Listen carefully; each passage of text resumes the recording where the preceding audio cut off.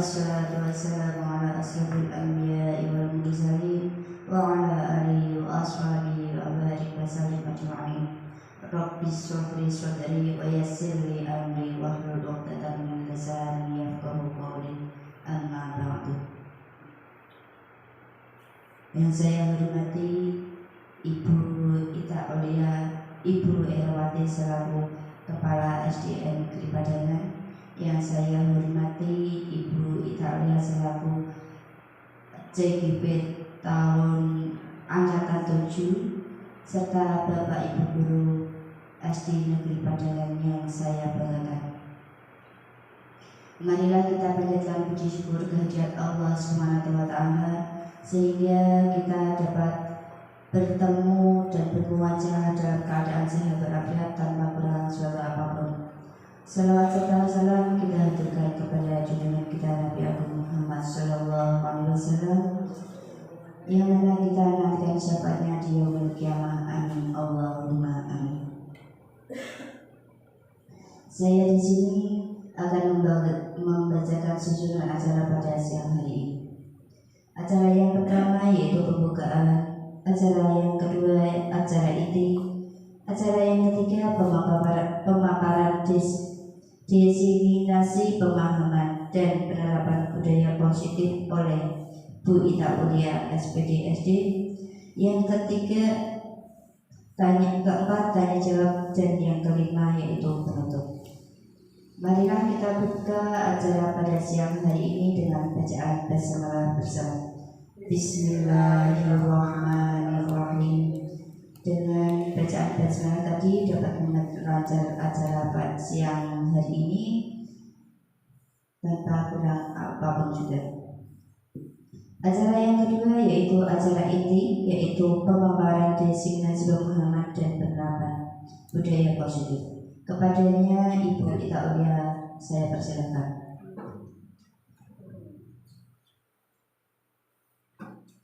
Assalamualaikum warahmatullahi wabarakatuh. Ya, terima kasih atas waktu yang telah diberikan kepada moderator.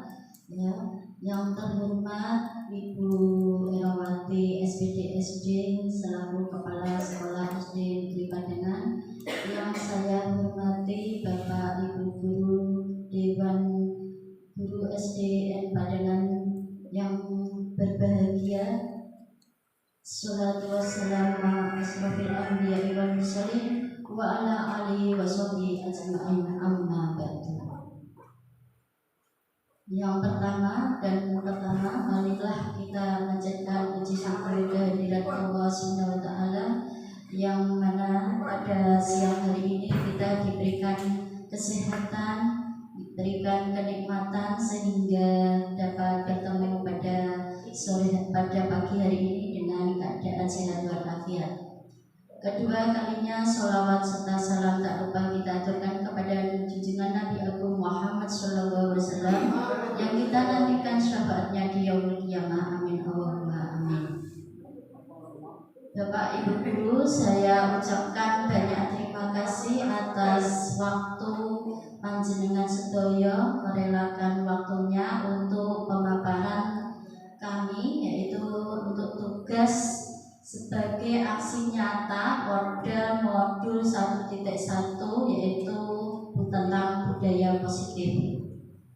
Tugas aksi nyata yang akan saya kerjakan nanti yaitu pemaparan atau penyebaran diseminasi tentang pemahaman dan pengalaman penerapan budaya positif di sekolah. Di sini sifatnya juga seperti kemarin sharing ya Bapak Ibu, bukan bermaksud saya menggurui ya, ini saling berbagi ilmu. Nanti insya Allah setelah mempelajari modul ini dan saya sudah penyebaran video ini tentang budaya positif, nanti insya Allah Bapak Ibu ada pengalaman sedikit ya. Terutama saya juga ketika dulu belum mempelajari modul ini ya, pemahaman saya ternyata kurang tepat. Ini ada adalah pemaparan diseminasi pemahaman dan pengalaman penerapan budaya positif. Ini ada ibu fasilitator saya yang mendampingi saya belajar selama pendidikan selama 6 bulan, yaitu Ibu Siti Rohmatin. Ini dari Solo 3 ya namanya. Yang kedua, pengajar praktek saya yaitu Bapak Arif Rifai, ini kepala SDN Sukolilo. Ya, ini kemarin Bapak Ibu guru juga sudah berkolaborasi ya, berinteraksi sama beliau.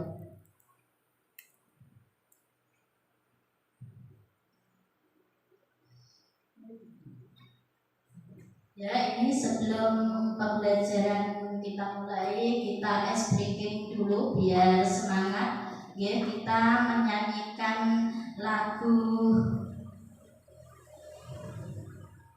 Cikini Godang Dia ya.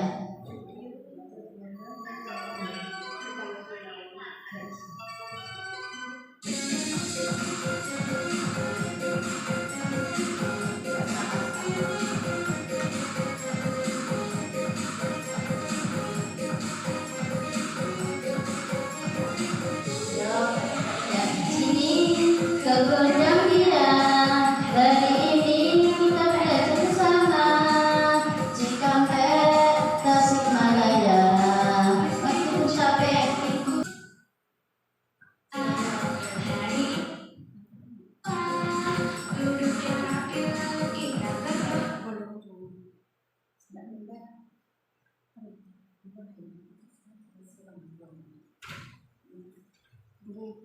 Selamat datang para guru hebat di SD Negeri Padangan. Yaitu mari kita belajar bersama, berkolaborasi, saling mendukung untuk mewujudkan budaya positif di sekolah kita tercinta. Konsep utama budaya positif yang akan kita pelajari nanti pada modul 1.4 yaitu perubahan paradigma belajar, disiplin positif, motivasi perilaku manusia, keyakinan kelas, kebutuhan dasar manusia, posisi kontrol, restitusi, dan segitiga restitusi. Ini nanti 5, 6 ya, 7 pokok bahasan yang akan kita pelajari bersama-sama. Yang pertama yaitu pembelajaran dengan paradigma baru. Pembelajaran dengan paradigma baru dirancang dengan prinsip pembelajaran yang berorientasi pada penguatan, kompetensi, dan pengembangan karakter yang sesuai dengan dimensi profil pelajar Pancasila. Kemarin sudah belajar tentang dimensi profil Pancasila ya, apa saja yang Bapak Ibu ketahui, yaitu beriman dan bertakwa kepada Tuhan Yang Maha Esa, ya, berakhlak mulia, mandiri, bergotong royong, berkebinekaan global, bernalar kritis dan kreatif.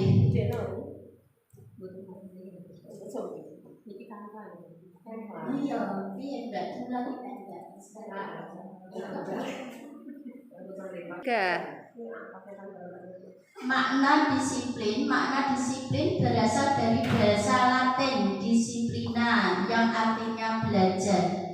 Disiplin diri membuat orang menggali potensinya menuju sebuah tujuan apa yang dia hargai. Namun dalam budaya kita makna kata disiplin itu telah berubah, yaitu menjadi sesuatu yang dilakukan seseorang pada orang lain untuk mendapatkan kepatuhan. Contohnya disiplin datang ke sekolah tepat waktu, itu berarti sesuatu yang dilakukan seseorang pada orang lain untuk mendapatkan kepatuhan karena adanya peraturan. Kecenderungan umum adalah menghubungkan kata disiplin dengan ketidaknyamanan, bukan dengan apa yang kita hargai atau pencapaian satu tujuan mulia. Ini ketidaknyamanan berarti seperti anak-anak kalau tidak mengerjakan tugas, mungkin PR tidak dikerjakan, dia kan tidak disiplin ya.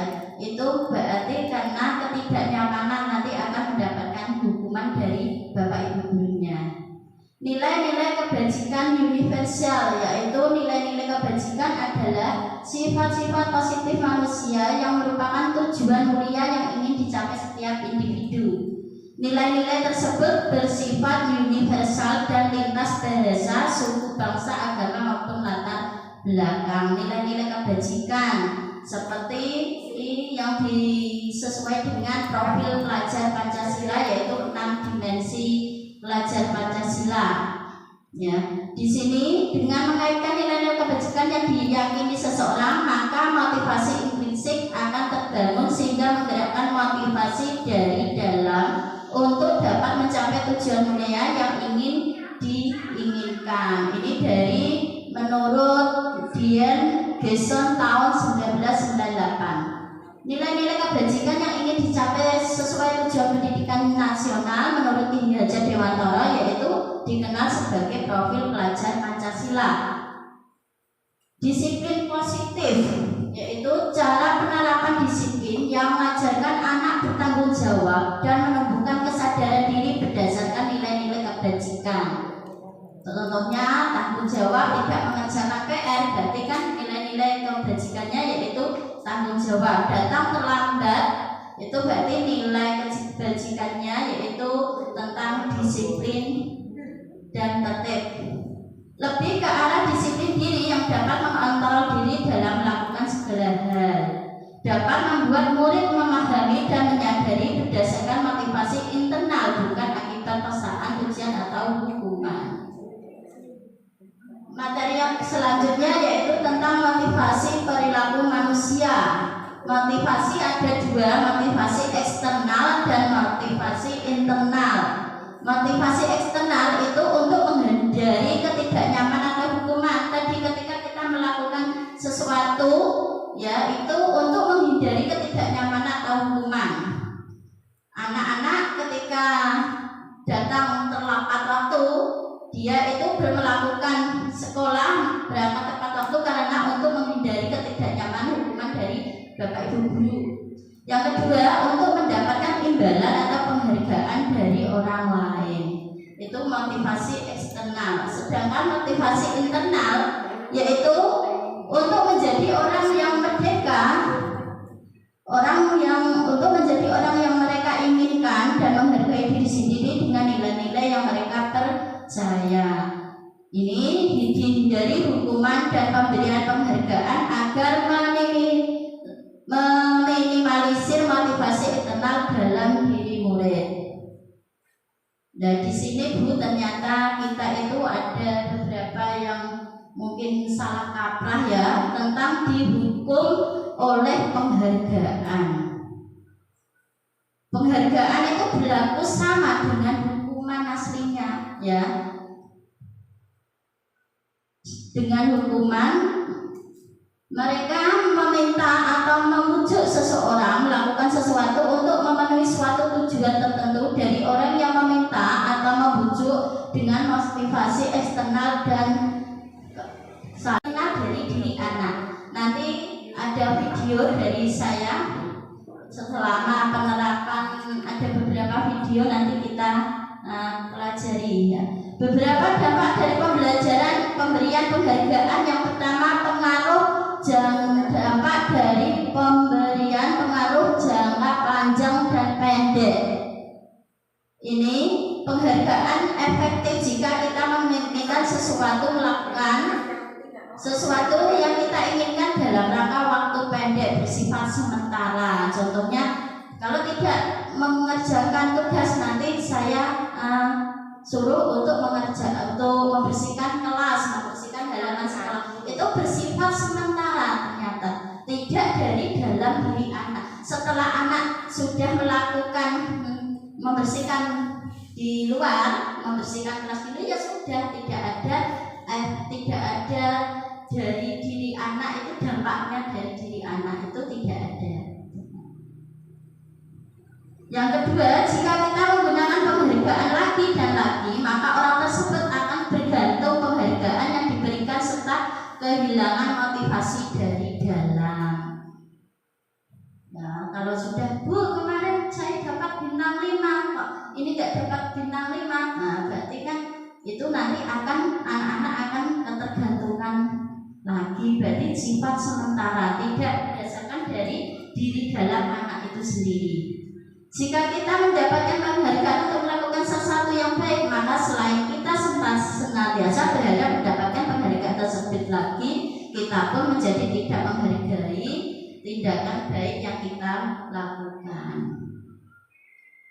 Yang kedua, penghargaan yang menghukum. Loh, bukan penghargaan kok menghukum. Nah, itu bagaimana? Yaitu murid-murid diminta berpikir mengenai hadiah atau penghargaan yang bisa mereka dapatkan bila berhasil menulis sebuah puisi. Mendapatkan tugas untuk membuat puisi, menulis puisi, dia akan berpikir mengenai hadiah. Wah, hadiahnya apa ya? Sudah diiming-iming dari Bapak Ibu guru untuk diberi hadiah ketika anak-anak sudah berhasil menulis puisi. Kreativitas kelompok murid-murid itu akan menjadi berkurang, malah dia berkurang, tidak sepenuhnya menjalankan kreativitas tersebut. Nah, padahal masih ada bakatnya yang terpendamnya di situ. Penghargaan mematikan kreativitas. Nah, ini penelitian menunjukkan bahwa pekerjaan seni atau sebuah penulisan cerita menjadi kurang kreatif bila dijanjikan sebuah hadiah atau penghargaan. Ternyata seorang pelukis itu jika dia dijanjikan nanti ini kamu saya lukisanmu yang bagus ya, nanti saya beli harga 2 juta mungkin seperti itu, berarti malah mungkin kreativitasnya berkurang karena sudah diiming-imingi penghargaan itu tadi. Tetapi kalau seorang pelukis itu dia menggambar, melukis sesuatu penghargaan dari secara intrinsik. Ini saat seorang anak belajar untuk berkata kali, menggabungkan huruf-huruf dan kata-kata serta menyadari bahwa dapat membaca, itu timbul pijar di matanya dan sebuah senyuman di wajahnya. Nah, ini berarti anak-anak kan bisa menggabungkan kata-kata, dia bisa membaca, toh dia senang. Nah, ini termasuk motivasi dari diri anak itu sendiri. Kesadaran akan mempunyai bahwa dia sudah dapat membaca, sesungguhnya sudah merupakan sebuah penghargaan. Dia bisa membaca sendiri itu penghargaan bagi dirinya dan bagi gurunya sendiri. Tidak perlu diiming-iming diberi tadi. Maksudnya penghargaan untuk anak itu seperti itu. Jika kita memberikan penghargaan kepada seseorang anak pada saat dia sedang merasa bangga dengan pencapaian sendiri, maka kita akan mengembalikan kegembiraan yang sedang ia rasakan secara alamiah. Dan ini keyakinan kelas. Enggak begitu jelas nih Bapak Ibu ya. Mengapa keyakinan kelas? Mengapa tidak peraturan kelas saja, Bu? Nah, ini ada beberapa pertanyaan untuk menjawab, yaitu mengapa kita memiliki peraturan tentang penggunaan helm pada saat mengendarai kendaraan roda 2 atau motor? Alasannya karena ada aturannya dari Pak Polisi harus menggunakan helm. Itu kalau peraturan. Tetapi kalau keyakinan kelas, kemungkinan jawabannya adalah yaitu untuk keselamatan. Berarti kita menggunakan helm ketika berkendaraan bermotor itu karena kita sadar itu hanya untuk keselamatan, bukan karena adanya peraturan dari Pak Polisi. Kita dari diri kita sendiri. Yang kedua, mengapa kita memiliki peraturan tentang penggunaan masker dan mencuci tangan setiap saat? Dan sebelum makan cuci tangan. Nah, karena mungkin peraturan ya. Ketika COVID-19 kemarin peraturannya harus cuci tangan dan pakai masker. Itu kalau peraturan. Contohnya tadi karena adanya aturan dari pemerintah. Tetapi yang dimaksud di sini adalah keyakinan kelas yang mungkin jawabannya yaitu untuk kesehatan kita sendiri untuk selamat. Kita ya sadar nek orang nggo masker itu nanti kita ya akan selamat sehat. Kita sadar menyadari. Jadi nilai-nilai kebajikan menekankan pada keyakinan seorang akan lebih memotivasi seseorang dari dalam dirinya. Ini untuk anak didik kita. Seseorang akan lebih bergerak dan bersemangat untuk menjalankan keyakinannya daripada hanya sekedar mengikuti serangkaian peraturan tertulis tanpa makna. Ya, ini pada pembelajaran disiplin dan nilai-nilai kebajikan universal kemarin kita sudah mempelajari tentang nilai-nilai kebajikan yang dituangkan pada visi sekolah kemarin ya. Ada berakhlakul karimah, berprestasi, cerdas yaitu. Nah di sini ada penilaian kebajikan yang diterima secara universal terlepas dari belakang budaya tadi.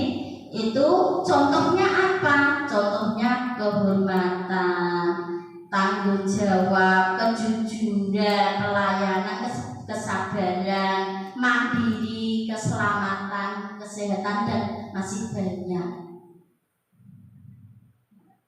Langkah-langkah pembuatan keyakinan kelas. Ini keyakinan kelas kalau dulu itu tata tertib ya, tata tertib di sekolah, di kelas. Sekarang kita membuat keyakinan kelas. Itu yang langkahnya yang pertama yaitu keyakinan kelas bersifat lebih abstrak daripada peraturan yang lebih rinci dan konkret. Yang kedua, keyakinan kelas berupa pernyataan universal seperti tadi ada tanggung jawab, mandiri, ya, sabar. Pernyataan keyakinan kelas senantiasa dibuat dalam bentuk kalimat positif. Keyakinan kelas hendaknya tidak terlalu banyak sehingga mudah diingat anak dan mudah dipahami oleh anak. Keyakinan kelas ini sebaiknya diterapkan di lingkungan kelas kita masing-masing dan semua warga kelas, berarti ya kita dan murid itu hendaknya ikut berkontribusi membuat keyakinan kelas, tidak kita sendiri yang membuat. Kita kesepakatan dengan murid. Ya. Ini contoh keyakinan kelas. Contohnya keyakinan kelas 2. Setiap anggota kelas perlu belajar, berarti setiap anggotanya semua perlu belajar. Setiap anggota kelas perlu senang. Setiap anggota kelas perlu melakukan tugas. Jadi tidak seperti tata tertib yang dulu, ya. Ini lebih singkat dan lebih mudah dipahami oleh anak. Keyakinan kelas 5 contohnya selalu bersikap positif, percaya dan menghormati orang lain serta barang miliknya, saling peduli satu sama lain, senantiasa membantu sesama teman. Nah ini yang terakhir yaitu keyakinan kelas. Kita itu sebagai guru berperan dalam mewujudkan terbentuknya keyakinan kelas atau sekolah dengan adanya kesepakatan. Pertama ada 5 kebutuhan dasar manusia menurut Dr. William Besser, yaitu yang pertama kebutuhan untuk bertahan hidup atau survival, kedua kebutuhan untuk merasa diterima atau love and belonging, 3 kebutuhan dan kebebasan freedom, yang keempat kebutuhan akan kesenangan atau fun, yang kelima kebutuhan akan penguasaan. Nah ini berarti anak ingin kebutuhan cinta dan kasih sayang dari gurunya, minta perhatian dari gurunya. Aku sebel, gambarku tidak rapi, malah guru nunjukin ke teman-temanku di depan kelas. Ya, dia kan ini kebutuhan penguasaan, kan apik gambarnya tadi ya, bagus. Nah, yang ketiga, yang selanjutnya aku bosan masa belajarnya cuma gitu-gitu aja, berdiri di buku aja. Ini termasuk kebebasan. Yang ketiga yaitu permasalahan Dimas. Tahun ini Dimas genap berusia 17 tahun. Ia senang sekali ketika ayahnya mulai mengajarkan cara menyetir mobil. Setiap akhir pekan ia berlatih menyetir. Ia terlihat senang sekali berlatih sampai akhirnya ia bisa menyetir mobil dengan baik dan lancar. Ketika ibunya bertanya pada Dimas apa yang membuat dia ingin bisa menyetir mobil, ketika jawaban Dimas adalah seperti ini. Kebutuhan apa yang ingin dia capai, yaitu menyetir mobil itu seru. Ini termasuk kebutuhan kesenangan.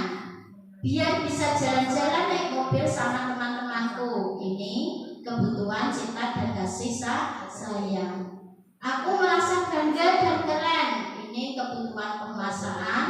Aku senang bisa pergi ke tempat-tempat yang aku suka. Ini kebutuhan kebebasan.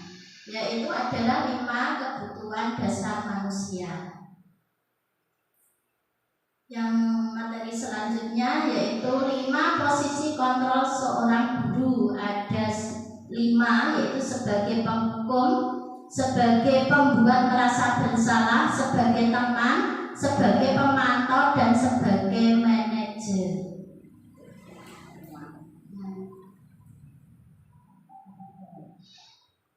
Kita itu sebaiknya guru sebagai manajer, yaitu guru berbuat sesuatu bersama murid, mempersilahkan murid, mempertanggungjawabkan perilakunya, dan mendukung murid agar menemukan solusi atas permasalahannya sendiri.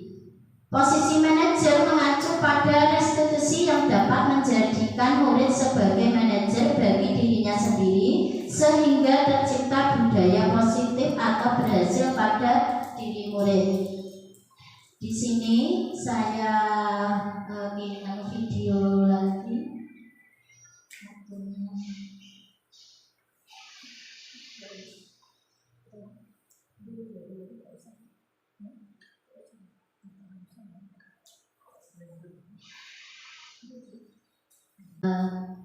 Saya terutama ya masih belajar, karena biasanya saya sebagai posisi 3, yaitu posisi penghukum kadang ya, posisi teman sebagai, dan posisi sebagai merasa bersalah.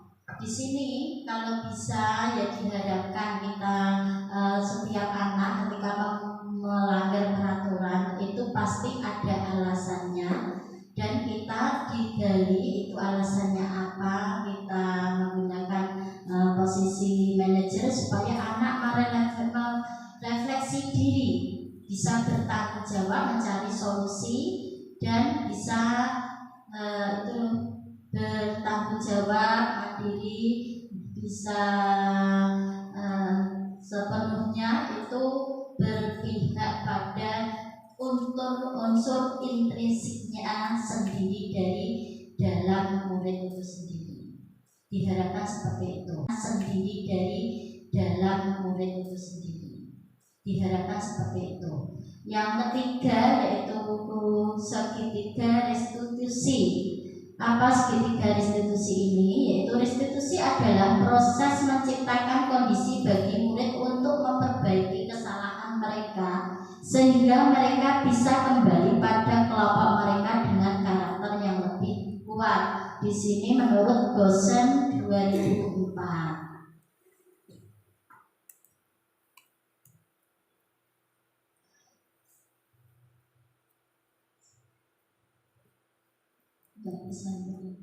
Restitusi juga merupakan proses kolaboratif yang mengajarkan murid untuk mencari solusi untuk masalah mereka dan membuat murid berpikir tentang orang seperti apa yang mereka inginkan dan bagaimana mereka harus memperlakukan orang lain.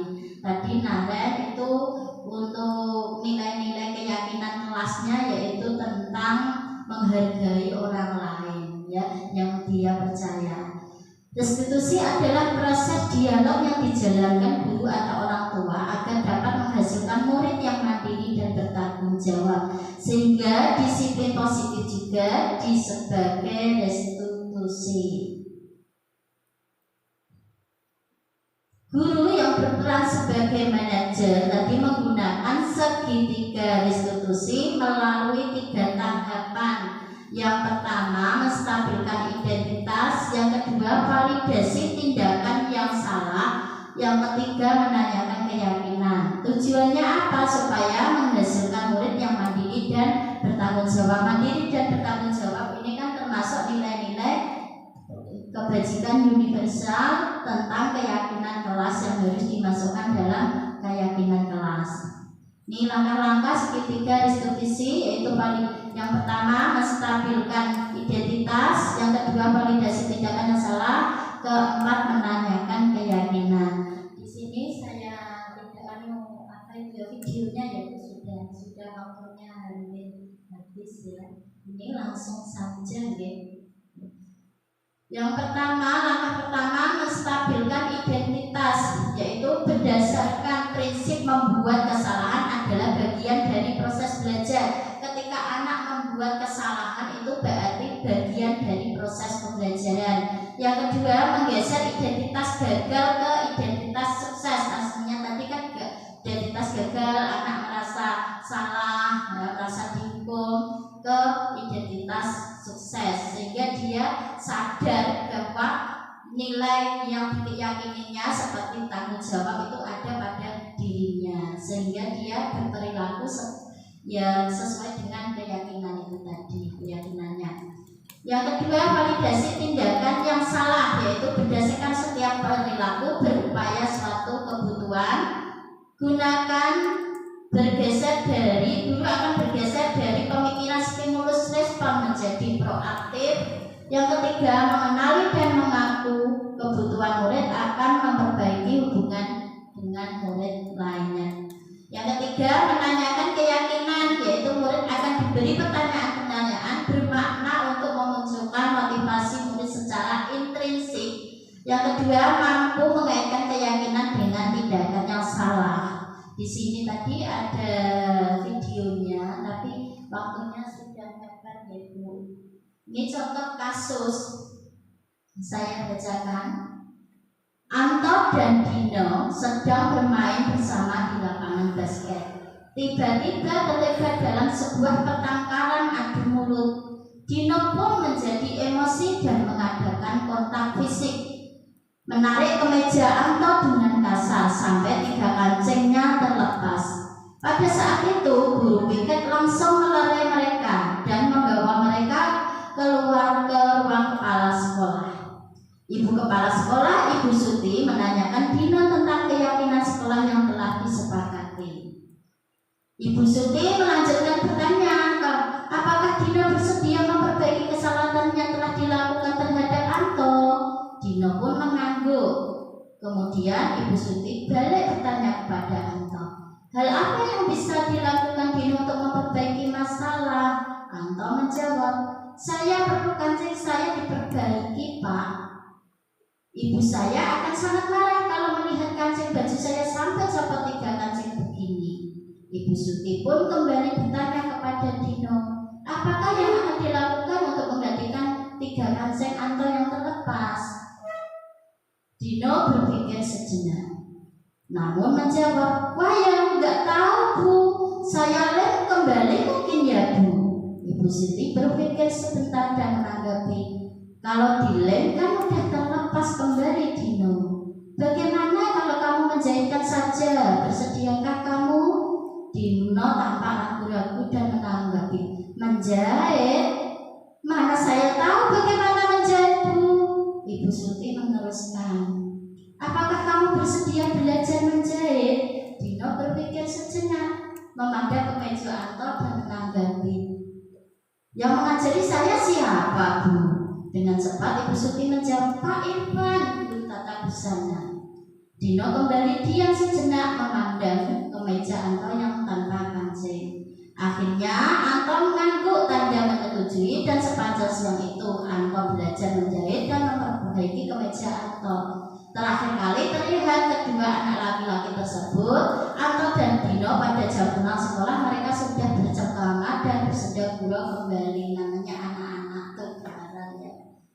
Nah ini pertanyaan pemantik. Posisi kontrol apa dipraktekkan oleh Ibu Kepala Sekolah Bu Suti tadi. Monggo. Posisi kontrol apa? Yaitu sebagai Ibu Suti, posisi kontrolnya sebagai manajer. Apa yang telah dipraktekkan oleh Ibu Kepala Sekolah Bu Suti tadi? Monggo. Posisi kontrol apa? Yaitu sebagai Ibu Suti, posisi kontrolnya sebagai manajer. Kira-kira nilai kebajikannya apa yang dituju dalam kasus tersebut? Yaitu anak mempunyai rasa tanggung jawab dan mandiri. Dino tadi berusaha belajar menjahit untuk memperbaiki kemeja Anto. Yang kedua yaitu nilai kebajikannya saling menghargai. Nah, ini kemarin praktek saya Bapak Ibu di kelas. Ya, videonya mungkin nanti saya bagikan. Ini kasus yang pertama saya buat sendiri. Hari Rabu Bu Ita tidak bisa mengajar pelajaran matematika di kelas 3 karena ada tugas dari kepala sekolah untuk mengikuti rapat penting sebagai bendahara BOS di kabupaten. Bu Ita memberikan tugas kepada siswa kelas 3 agar kelas 3 tidak kosong. Namun Adel tidak mengerjakan tugas matematika yang diberikan Bu Ita. Ia malah ketiduran di kelas. Saat guru piket menyuruh mengumpulkan tugas matematika, ternyata Adel tidak mengumpulkan tugas tersebut. Keesokan harinya saat mengoreksi tugas, Bu Ita menemukan satu anak yang tidak mengerjakan tugas, yaitu Adel. Padahal berdasarkan buku presensi pada hari itu Adel masuk sekolah. Saat jam istirahat, Bu Ita pun memanggil Adel untuk klarifikasi. Ini skenario penerapan segitiga restitusi saya, ya. Dan ini untuk videonya ini saya buka di sini aja.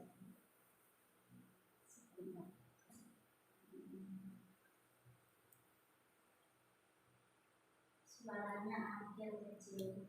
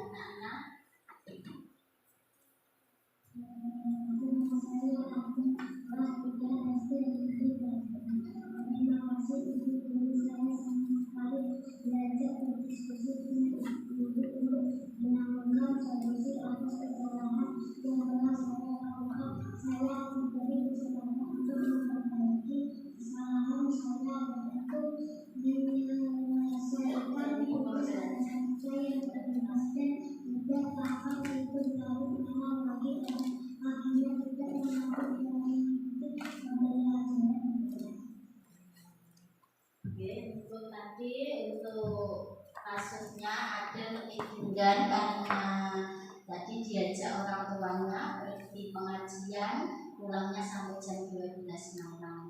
Nah, kita tanya apa keyakinan yang mereka percayai, yaitu bertanggung jawab. Terus akhirnya Andel tadi diberi pertanyaan, kira-kira bersedia tidak memperbaiki kesalahannya. Dia bersedia dan menemukan cara atau solusi yang telah disepakati, yaitu mengerjakan tugas dari Bu Ita tadi, ya. Terus kedua, tidur tidak larut malam. Ketika diajak bapaknya pengajian, Adel pulang lebih duluan. Itu adalah solusi untuk memperbaiki kesalahan Adel.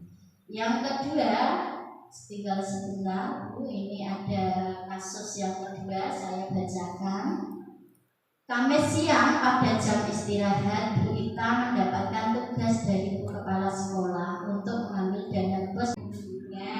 Pada waktu istirahat kalian ada masalah, coba ceritakan sama guru kejadian sebenarnya bagaimana.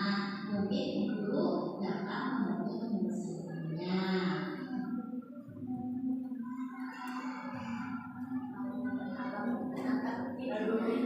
Percaya dirinya memang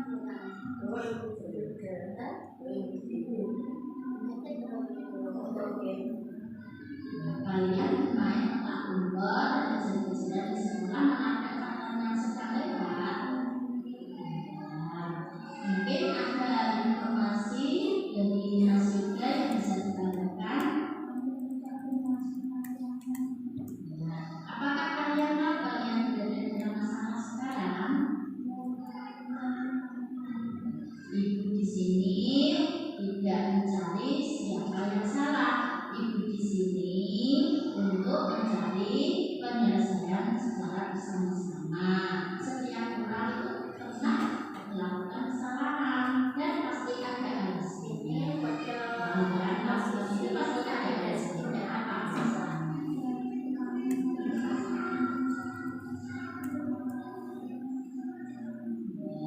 Ibu lihat kalian merasa senang melakukannya, tapi yang kalian lakukan itu dapat merugikan orang lain, yaitu mengakibatkan temanmu terjatuh dan terluka, sehingga kalian ada masalah. Sekarang mari kita bicara tentang keyakinan keras yang telah kita sepakati bersama. Nilai apa yang kalian percayai? Nilai mana yang belum kalian tunjukkan?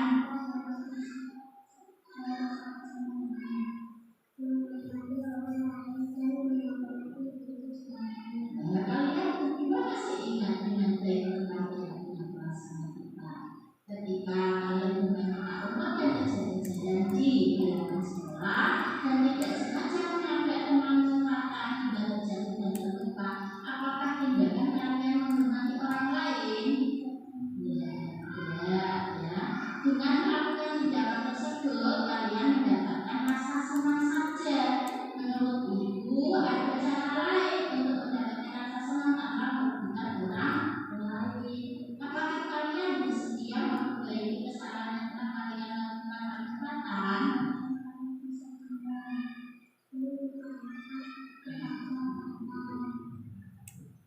Terus, kira-kira apa yang akan kalian lakukan untuk memperbaiki kesalahan kalian?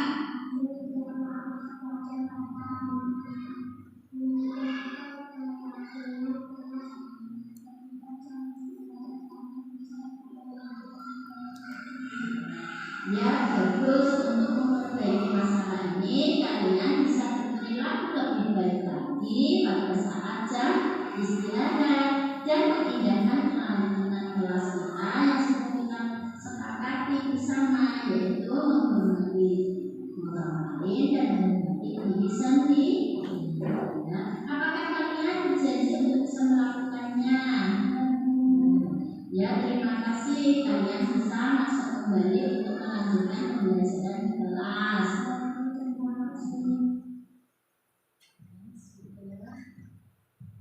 Jadi yang terakhir ya Bapak Ibu, untuk refleksinya dari Mas Yoga.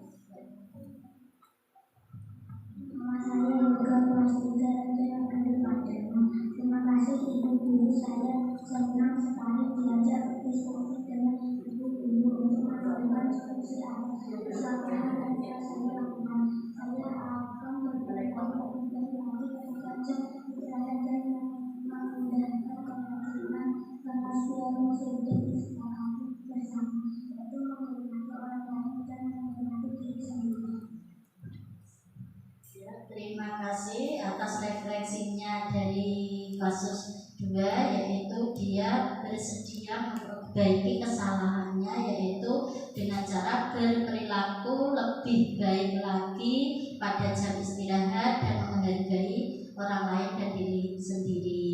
Itu termasuk keyakinan yang ada di dalam kelas yang telah disepakati bersama dengan guru dan murid. Ya, ini demikian pemaparan diseminasi pemahaman dan penerapan budaya positif di Sekolah SDN Padangan. Terima kasih. Semoga bisa bermanfaat bagi Bapak Ibu. Kita sama-sama belajar. Saya juga sama-sama masih proses belajar. Tetapi setelah pelajari modul ini memang benar-benar saya masih banyak kesalahan dan perlu diperbaiki. Semoga kita sama-sama bisa memperbaiki apa yang kita rasakan, apa yang kita terima di pembelajaran yang dulu, karena ini sudah perubahan ya.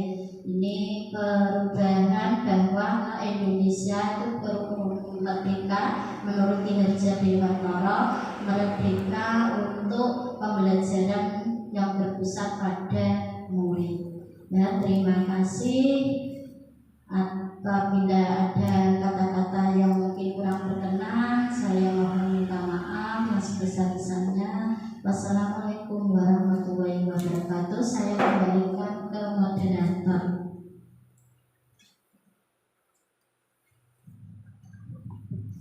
Terima kasih kepada Ibu Italwe yang sudah menyampaikan materi pada siang hari ini.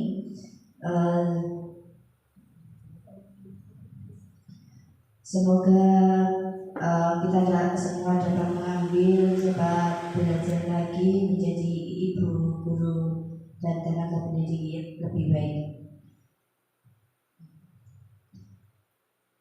Acara pada siang hari kita cukupkan sekian. Assalamualaikum warahmatullahi wabarakatuh. Selamat pagi saya ucapkan pada Bapak dan Ibu guru serta rekan-rekan semua. Perkenankan saya di sini mau mengucapkan atau mau mengutarakan hasil testimoni dari guru saya, yaitu Bu Ita Ulia, yang telah melaksanakan tugas-tugas dari guru, dia sebagai guru penggerak. Sebelumnya saya mohon maaf. Saya di sini memperkenalkan dulu. Di sini saya adalah Ibu Erawati SPDSD, Kepala Sekolah SD Negeri Padangan.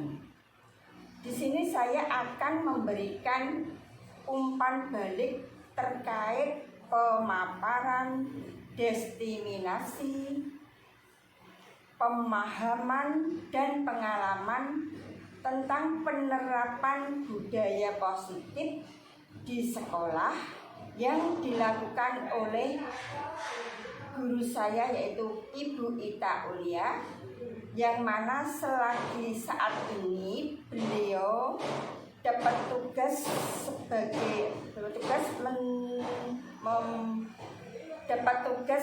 membuat aksi nyata dari modul 1.4 pendidikan calon guru penggerak angkatan 9. Saya selaku kepala sekolah mengharapkan agar pelaksanaan diseminasi ini bisa mengharapkan dan bisa berdampak positif dan memberikan manfaat bagi rekan-rekan yang lain, sebagai guru dan semua pihak yang ada di lingkungan SD Padangan ini. Dalam mengimplementasikan budaya positif, terutama dalam menerapkan pembuatan keyakinan kelas dan penerapan segitiga restitusi dalam menangani permasalahan atau kasus pada murid di kelasnya masing-masing, sehingga dapat menjadikan murid yang mandiri dan bertanggung jawab sesuai dengan nilai-nilai kebajikan universal yang diyakininya. Saya juga mengharapkan Ibu Ita Ulia sebagai calon guru penggerak nantinya bisa menjadikan pemimpin yang pembelajaran yang mampu menggerakkan komunitas praktisi di sekolah dan mampu membawa agen perubahan pendidikan Indonesia yang berpihak pada murid dalam mengimplementasikan kurikulum Merdeka di SD Negeri Padangan sini. Saya kira cukup sekian. Terima kasih. Wassalamualaikum warahmatullahi wabarakatuh. Selamat pagi, silakan duduk Mbak Adel. Mbak Adel tahu tidak Ibu panggil ke sini? Mungkin berkaitan dengan mengumpulkan tugas matematika. Ya, di buku ada resensi yang Ibu lihat, Mbak Adel kemarin masuk ya? Tetapi saya tidak mengumpulkan tugas matematika. Ya, setiap orang pasti pernah melakukan kesalahan dan setiap tindakannya pasti ada alasannya. Nah, Mbak Adel tidak mengumpulkan tugas matematika, alasannya apa? Saya capek dan mengantuk karena malamnya diajak bapak dan ibu pergi ke acara pengajian di rumah saudara pulang sampai jam 12 malam, Bu. Akhirnya saat pelajaran saya jadi mengantuk, Bu. Ya, kamu masih ingat tidak keyakinan kelas yang pernah kita sepakati bersama? Masih, Bu. Ya, coba keyakinan kelas yang mana? Selalu bertanggung jawab, Bu. Ya, nah itu ternyata kamu masih ingat. Apakah kamu bersedia memperbaiki kesalahan yang kamu lakukan? Ya, Bu, saya bersedia. Kira-kira apa yang kamu lakukan untuk memperbaiki kesalahan kamu? Ya, Bu, pertama saya minta maaf, Bu, karena tidak mengumpulkan tugas.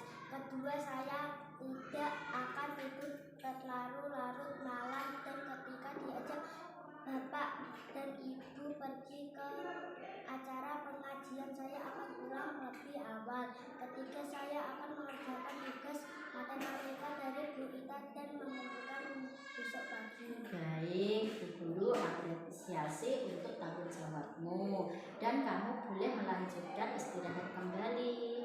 Ya, Bu, terima kasih, komisi. Ya, sama-sama. Terima kasih kembali. Assalamualaikum warahmatullahi wabarakatuh. Nama saya Adel, kelas 3 SD Negeri Padangan.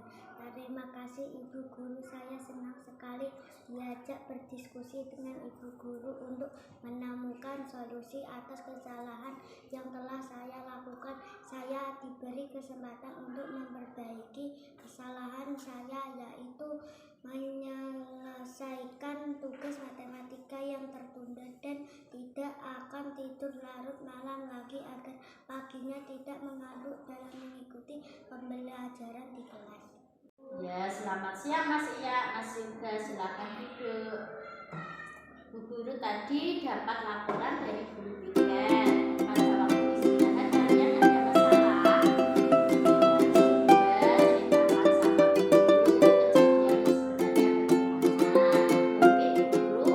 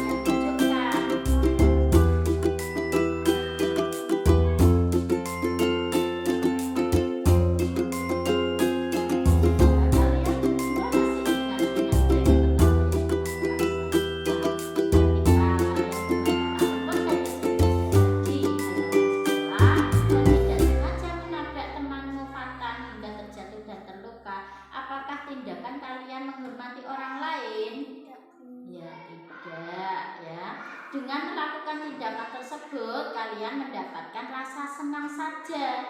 Menurut Ibu, ada cara lain untuk mendapatkan rasa senang tanpa merugikan orang lain. Apakah kalian bersedia memperbaiki kesalahan yang telah kalian lakukan pada Fatan? Kami bersedia. Mohon maaf kepada Fatan. Terus, Ketika kira-kira apa yang akan kalian lakukan untuk memperbaiki kesalahan kalian? kami minta maaf kepada Fatan, mengindahkan keyakinan kelas Bu. Ketika jam istirahat kami bisa berperilaku lebih baik lagi Bu. Ya, bagus. Untuk memperbaiki masalah ini, kalian bisa berperilaku lebih baik lagi pada saat jam istirahat dan mengindahkan keyakinan kelas kita yang sudah kita sepakati bersama, yaitu menghormati orang lain dan menghormati diri sendiri. Ya. Apakah kalian berjanji untuk bisa melakukannya? Ya Bu. Ya, terima kasih. Kalian bisa masuk kembali untuk melanjutkan pembelajaran di kelas. Ya Bu, terima kasih. Assalamualaikum warahmatullahi wabarakatuh. Nama saya Yoga, kelas 3 SD Negeri Padangan. Terima kasih Ibu Guru. Saya senang sekali diajak berdiskusi dengan Ibu Guru untuk menemukan solusi atas kesalahan yang telah saya lakukan. Saya akan berperilaku lebih baik lagi ketika jam istirahat dan mengindahkan keyakinan kelas yang sudah disepakati bersama, yaitu menghormati orang lain dan menghormati diri sendiri.